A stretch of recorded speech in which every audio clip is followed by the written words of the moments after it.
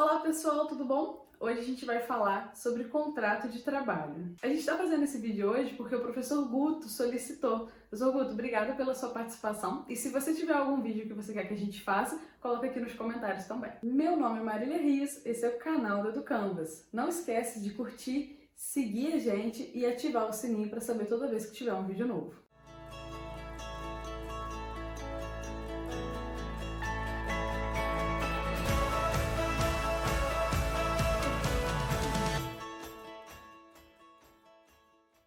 Então, pessoal, esse nome contrato a gente tirou de uma metodologia que foi criada pelo professor Baldino, que é a assimilação solidária. A gente precisa deixar claro aqui que o que a gente vai falar de contrato não tem a ver com a assimilação solidária, que é um método bem específico. A gente vai gravar um vídeo só para falar sobre a assimilação solidária. A ideia aqui hoje é falar sobre uma adaptação que a gente fez desse contrato para as nossas aulas. Na verdade, você já usa o contrato de trabalho nas suas aulas, mesmo que você não queira. Toda vez que você chega na sala de aula para dar uma aula tradicional, por exemplo, uma aula expositiva, os alunos entram, sentam nas suas carteiras e ficam esperando a hora que você vai dar bom dia, boa tarde, boa noite para começar a aula. Isso é um contrato implícito, todo mundo sabe qual é o seu papel, todo mundo sabe o que tem que fazer, mesmo que não seja dito oficialmente. Os alunos acham estranho, por exemplo, quando o professor fala assim, hoje eu não vou dar aula, todo mundo levanta e vamos dançar numa aula de matemática. Todo mundo acha isso muito estranho, por quê? Porque isso não está no contrato implícito do que seria uma aula de matemática. Então, quando a gente usa esse nome contrato, e a gente sugere que você faça isso logo no início da aula, é para mostrar para o aluno que você pretende fazer uma mudança de método. Você não quer que a sua aula seja uma aula do tipo ensino tradicional vigente, a gente pode dizer. Então, como você quer mudar, é muito importante o primeiro passo, que é negociar essa mudança com os alunos. Então, essa negociação, ela é um dos objetivos principais do contrato. Por quê? Você vai apresentar no primeiro dia de aula tudo o que vai acontecer na sua disciplina ou naquele bimestre. E aí você pode agora estar pensando assim, mas isso é a mesma coisa que o plano de ensino, né? Não é, porque nesse contrato vão conter algumas características a mais do que a gente teria no plano de ensino. E ele tem o objetivo principal da participação dos alunos. Então, toda hora, no dia que você for apresentar o contrato, você vai estabelecer ali uma relação de confiança em que os alunos vão participar da criação desse contrato. Então, pessoal, não deixem de ficar até o final do vídeo, porque no final eu vou trazer aqui um exemplo de contrato que eu usei nas minhas aulas, que pode ser um norte legal para você começar a usar esse procedimento. Então, em linhas gerais, o que é esse contrato que a gente está falando? O contrato é um documento que é redigido pelo professor, mas é pensado junto com os alunos, que vai estabelecer como que vai acontecer as relações na sala de aula, a avaliação, todo o processo durante o bimestre. Esse contrato ele pode mudar de acordo com o que for decidido junto com a turma. E ele apresenta, nele especificamente, é importante que apareçam algumas características que vão fazer com que o aluno se sinta participando daquele processo, ou seja, que ele veja que ele ajudou a escolher aquilo que ele vai viver naquele período. Então a gente vai trazer para você aqui 6 passos importantes que deve ter no contrato na hora que você for redigir ele para poder apresentar para a turma. Primeiro é o método. Qual método você vai escolher para trabalhar essa disciplina nesse período desse contrato? Por exemplo, eu vou utilizar o peer structure. Então você tem que explicar nesse contrato como que funciona o peer structure. Qual é o seu papel, qual que é o papel do aluno, que hora que eles participam, que hora que eles não participam, especificar exatamente o que você espera dos alunos ao adotar esse método. O segundo passo é estabelecer as regras de convivência. Não é somente com relação a vamos trabalhar em equipe, então todo mundo vai ficar em equipe. Como que vai ser a convivência dessa equipe? O que pode ou não ser feito? A gente pode, exemplo clássico, a gente pode ou não usar celular. Pode ou não ir ao banheiro, né? De acordo com a sua realidade, você vai estabelecer ali as regras básicas. Como que eles vão tratar um ao outro e como que eles vão tratar com você. Para falar do contrato e também para falar de outros problemas que surgem, né, ao longo do ano. Você estabelecer algumas regras de conduta, a gente vai ter alguns problemas aí que podem aparecer. Por exemplo, pode ser que tenham 2 alunos que brigaram na hora do recreio. E aí, na hora que eles forem voltar para a aula ou for voltar para o processo que vocês estiverem fazendo, eles têm que respeitar a regra de conduta. Então, tem que trabalhar com eles esse lado socioemocional. E isso tem que estar no contrato. ó, gente, eu vou verificar como que vocês tratam um ao outro, como que vocês lidam toda vez que vocês têm algum feedback negativo ou um feedback positivo. Isso tudo é legal que esteja no contrato.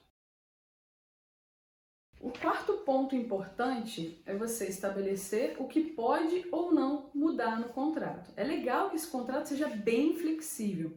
Às vezes a gente está apaixonado com um método, que é usar um processo na sala de aula, e para os alunos aquilo não é vantajoso.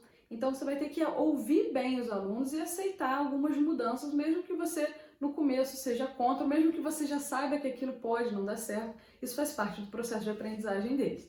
Então é legal que você estabeleça logo no início, quando você apresentar o contrato, fala, ó, o ponto 1, 2 ou o ponto 3, 4, o que você quiser. Escolhe uns 2 tópicos no máximo ali para você falar, ó, isso aqui não pode mudar. Eu não abro mão, por exemplo, de atividades em grupo. Vocês vão ter que trabalhar em equipe. Então, a partir dessa premissa, aí a gente vai discutir tudo que já está montado no contrato. Então, é legal estabelecer o quê? Que pode ou não ter interferência dos alunos. Sempre lembrando que o que pode ter interferência tem que ser maior do que o que não pode. Não pode deixar de ter no contrato o critério de avaliação. E, professor, tenta montar processos de avaliação ao longo do bimestre e que esses processos de avaliação, por exemplo, depois de cada processo de avaliação, vocês tenham uma plenária para rediscutir o contrato. Essa ideia é interessante. Quando a gente fala avaliação, não é só com relação a conteúdo ou comportamento dos alunos. Também é avaliação quanto ao cumprimento do contrato. Então, vocês podem estabelecer ali quem é que vai verificar se o contrato está realmente sendo feito ou não. A gente estabeleceu que todas as aulas a gente vai ter aula de equipe de 20 minutos. E aí o professor gasta um tempo maior fazendo uma outra atividade. Quem é que vai virar para o professor e falar, olha, professor, você não está cumprindo o contrato? Porque os alunos têm esse poder também junto com o professor. Eles passam a ser as pessoas que fizeram o contrato junto com você. Então, elas vão te cobrar da mesma forma que você vai cobrar elas, né? Com relação à avaliação, você tem que colocar quais são os critérios de avaliação em cada instrumento que você vai utilizar. Por exemplo, eu vou avaliar os alunos durante todo o bimestre, em todas as aulas, se eles chegaram no horário, se eles não chegaram no horário. Isso tem que estar no contrato. Se não tiver no contrato, você não pode, no meio do bimestre, falar assim, vou tirar ponto desse cara que chegou atrasado.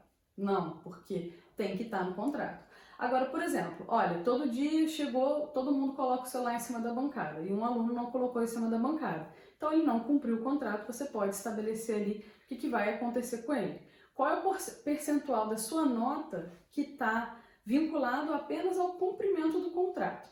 E o que não for em relação ao cumprimento, for em relação às avaliações que você for fazer no dia a dia mesmo, estabeleça ali o que você vai estar avaliando em cada instrumento avaliativo. Então, pessoal, eu trouxe aqui um contrato de que eu usei uma aula de cálculo, por exemplo. Como é que eu fiz esse contrato?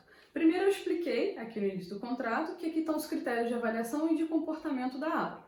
Coloquei quais são os conteúdos que vão ser trabalhados no bimestre e em seguida coloquei, por exemplo, formato das aulas. Coloquei aula expositiva dialogada de no máximo 50 minutos. Logo em seguida, a gente vai trabalhar com equipes, trabalho em grupo. E aí eu estabeleci, por exemplo, como será feita a avaliação individual, qual é a porcentagem dessa avaliação em relação ao bimestre. Exemplos aqui eu coloquei, na avaliação individual eu vou avaliar o passo a passo da resolução, clareza, organização na prova, formalismo matemático. São as coisas que eu acho que não podem faltar. A minha avaliação individual aqui eu separei em 2 tipos, prova e videoaula, pedi para eles fazerem uma videoaula. Se você quiser que seus alunos também façam videoaula, que é algo muito legal, a gente já fez vídeos sobre isso aqui e eu vou colocar o link aqui embaixo para você. Outra coisa que tem nesse contrato que eu acho que foi útil na época é como estabelecer os grupos. Isso aí pode dar um quiprocó, né? Como que a gente vai fazer o grupo? É por afinidade? É por nota? Não é por nota? E aí vem a grande diferença dessa assimilação solidária. A assimilação solidária ela é com grupos homogêneos e isso faz parte de um dos pilares desse método. No próximo vídeo que a gente for falar sobre a assimilação solidária, você vai ver que ele é um contrato um pouquinho mais fechado, bem mais fechado, do que a gente estava apresentando aqui. E aí, na avaliação de grupo, a gente também decidiu como que seriam avaliados os alunos que chegassem atrasados, que tivessem no celular, que faltassem alguma avaliação de grupo. Então, tudo isso pode ser negociado com a turma. Esses quesitos você pode deixar em aberto, porque diferente do que você possa imaginar, os alunos são bem criteriosos, eles cobram mais do que a gente mesmo. Pode confiar que eles vão criar uns critérios bem interessantes. E aí, gostou desse vídeo? Espero que sim. O contrato de trabalho é uma das coisas que eu acho mais importante quando a gente está trabalhando no ensino médio ou no ensino superior. E ele tem que acontecer normalmente no primeiro dia de aula. Outra forma, né, que você pode usar ele também é caso tenha ocorrido algum problema com a turma, tá precisando, né, de uma mudança ali na postura dos alunos. Porque você vai trazer para a conversa para eles que a forma com que eles estão lidando é uma forma que ela é meio que pensada. E aí o adolescente, principalmente, ele não gosta de seguir aquilo que todo mundo faz. Então, quando você estabelecer um novo contrato com ele, ele vai fazer parte dessa decisão. E para ele isso vai fazer muito mais sentido, porque ele ajudou a decidir a forma com que ele quer aprender. Ah, pessoal, uma dica importante. Faz o contrato no começo e fica revisitando esse contrato. Depois de acabar uma avaliação, gente, vamos olhar de novo o contrato? Vamos relembrar o contrato? Porque como é algo novo, é comum demais que os alunos vão esquecendo ao longo do tempo quais são os critérios e a gente também, como professor, a gente começa a relaxar. Então é importante reler o contrato com a turma para todo mundo lembrar o que está sendo dito e qual que é a proposta. Se você gostou desse vídeo, dá like aqui, compartilha ele com o maior número de pessoas que você quiser. Não deixe de seguir a gente se você é um apaixonado por educação também. Compartilhe com as coisas que você acha relevante com relação a esse vídeo ou sobre algum vídeo que você queira que a gente faça. Obrigada e até a próxima!